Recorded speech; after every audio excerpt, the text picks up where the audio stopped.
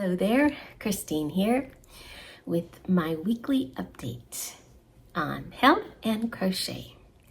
And this is a momentous week, health-wise, because I completed my first 72-hour fast. Hopefully the first of many, because I learned a lot and am excited about what the body does at 72 hours without food. And I think it would be really good for my health. And praise the Lord, only with His help did I make it through it. I'm not even sure how I made it through it, because I've never been able to go longer than, 36 hours on a clean fast without, I had black coffee and herb tea. That's it. Basically 1 cup of black coffee each day and 1 or 2 cups of herb tea, and that was it. And a lot of water, of course, and some good time spent in the Word, asking the Lord to just continue working on this mind of mine, renewing it and helping me to adopt good attitudes and habits with respect to eating and what I eat and how much I eat, everything about my diet, really, and my exercise. I just want it all to be pleasing and glorifying to Him, and in the process make me healthier. I know it will. And so what was the accomplishment for the week as a result of that 3-day fast being part of the week? I lost 5 pounds this week, so that was a great little jump towards my goals, and I am so close to that milestone. I am at 201.6, so I did dip down below 200 earlier in the week, but I came back up just a tad, so I'm fine with that. And interestingly, it wasn't until I had a sandwich night before last night. Yeah. I just kind of caved in and hadn't had bread for several days. And it was sourdough, but it was a full-on sandwich with eggs and mayonnaise. And I discovered something interesting too. I don't know if it's the bread or the mayonnaise. I know it's not the eggs, because I've never had a problem with eggs, but I had a very restless night. I had so much pain in my legs, like they felt, every time I woke up, it felt like they were on the verge of cramping. It was like all of my soreness and everything that had disappeared during the fast came back full force after I had that sandwich. And it was eye-opening. I think I need to go easy on the bread, perhaps. Another good thing about the fast is you kind of ease back into all of the regular foods, and you are more in tune to their effect on your body. And yeah, definitely felt it with that sandwich. So, or maybe it was the mayo. It was regular mayonnaise, so I think that has soybean oil, which is not something that's recommended as a good oil, so could have been that too. Anyhow, just so happy to have successfully gotten over that challenge. I had a little bit besides the sandwich yesterday evening, which put me back up a bit on the scale. Coming out of the fast, I did have a little bit of stomach discomfort. Full disclosure, you're supposed to start with like a cup of bone broth and then have some fermented, either like a yogurt or fermented kefir, stuff like that, with some good bacteria in it. And then follow that with maybe steamed vegetables, and then leave your protein for last. So that first night, I ended the fast at 7 p.m. So that first night I had the bone broth, a little bit of yogurt with berries, and some Brussels sprouts, some steamed Brussels sprouts, with olive oil and salt and pepper on them. And I had each of those about half an hour apart. And after the vegetables, yeah, I had to have a cup of dandelion tea because my stomach was just not happy with it. And after the tea, I was fine. But yeah, I saved the protein for the next day. And even that next breakfast, again, I started with bone broth, and I think I had yogurt again. Anyhow, after that first breakfast, I was still a little uncomfortable. So I had some sauerkraut, and that actually seemed to settle. Sauerkraut, and I had a pickle spear.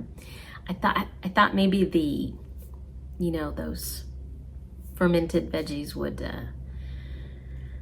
be good for digestion in the stomach. I don't know.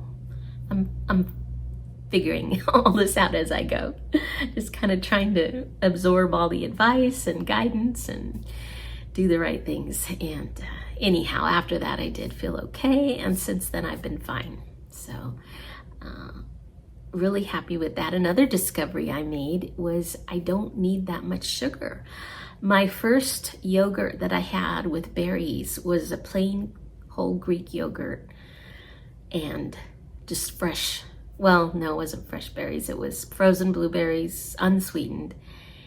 And I think that was it. Yeah, just Greek yogurt and the frozen blueberries. It was not sweet at all, but it was fine.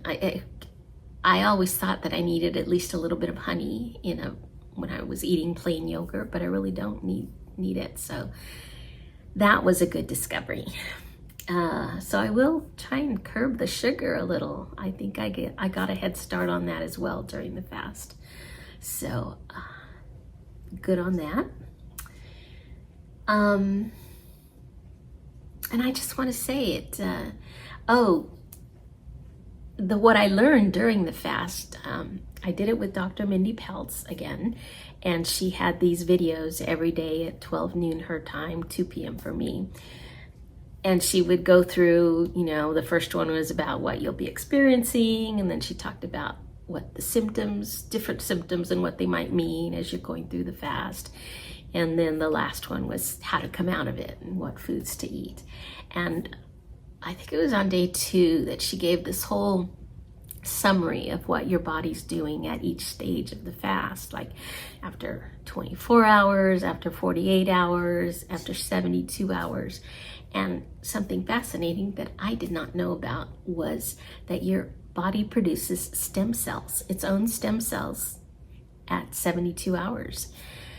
And that is like, the powerhouse cells those are the ones that go in and do major repair and healing. And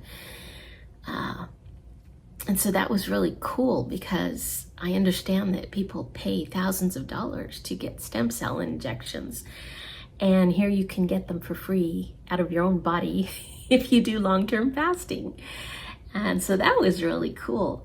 I wrote something along those lines after I discovered that just kind of a summary of what was going through my mind as I learned about that. And I'd like to read it to you. So this was January 7th. Something amazing I learned about yesterday. According to Dr. Mindy Peltz on YouTube and wrote Fast Like a Girl, who is leading a 72-hour water fast, which I am participating in. At 72 hours, the body turns on stem cell creation throughout the whole body. These stem cells travel to every part of the body and repair whatever needs repairing, including damaged cells on their way to becoming cancer. Normally at 40, our stem cell production, as far as women are concerned, decreases. Something to do with hormones and aging. So this extra production during a 72-hour fast is very beneficial to those of us who are over 40. Today, people pay tens of thousands of dollars to be injected with stem cells, but our body produces them for free in these longer fasts.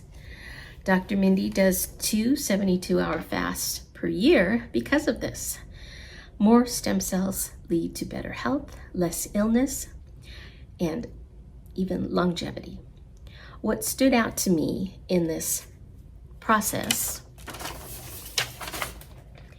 is that fasting is difficult, a time of deprivation, a time when you are tempted to panic and grumble and even want to give up and quit. When you are feeling those doubts and fears is when your body is doing this miraculous repair work. If you quit early, you won't get to that stage and won't experience that stem cell production. This is analogous to other times of suffering we might face in our life. God is always at work in us, Romans 8:28. But when we can't see the progress, we lose hope. We fail to trust Him and we give up, falling into despair and other sins as a result. We try to fix it ourselves. Had we only stayed the course, continued to trust Him and follow Him, who knows what amazing things we may have accomplished or witnessed. Like those little stem cells hard at work behind the scenes, God has infinite resources and spiritual forces at His disposal to accomplish all manner of good in our lives when our faith remains steadfast, our trust unwavering, and our testimony strong, even during those times of waiting. So it definitely gave me a good life lesson to remember and to live by. He's always at work, whether we can see it or not. With that, I will give you a brief summary of what I did crochet-wise. By the way, I do plan to continue fasting.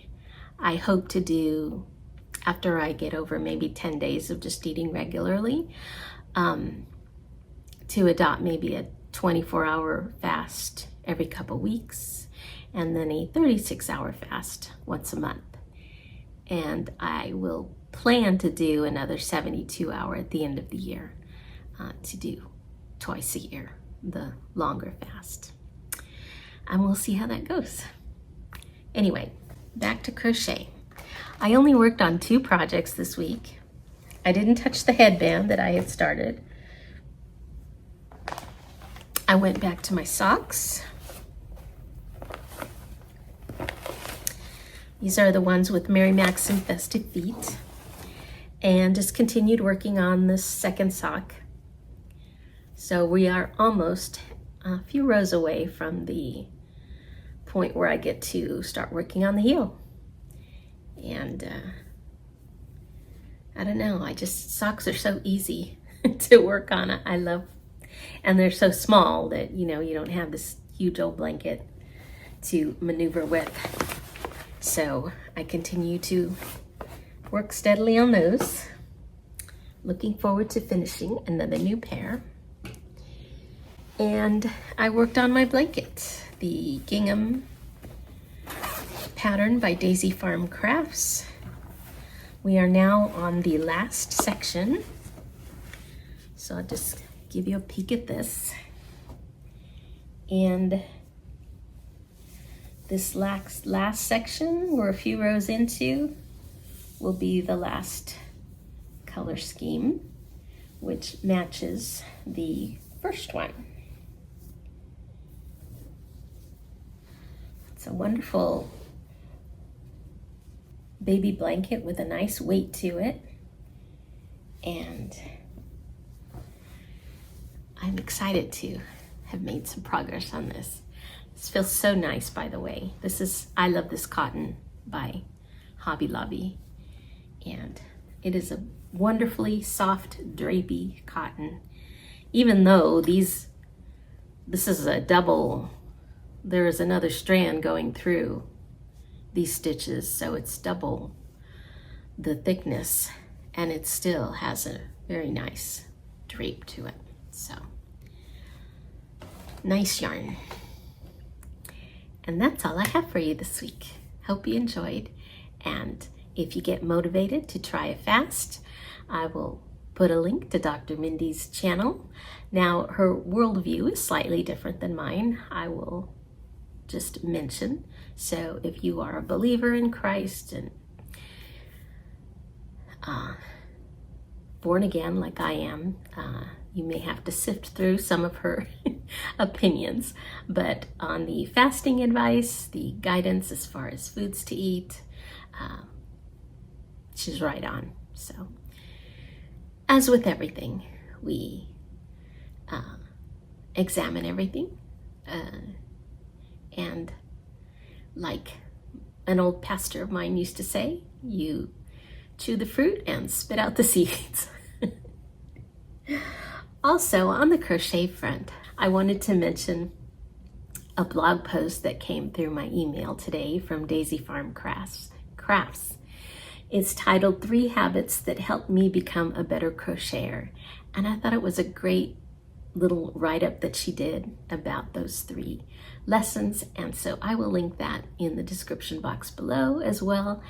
Take a look at it. It's interesting and maybe some good habits to adopt ourselves. Thanks so much, and we'll see you next week.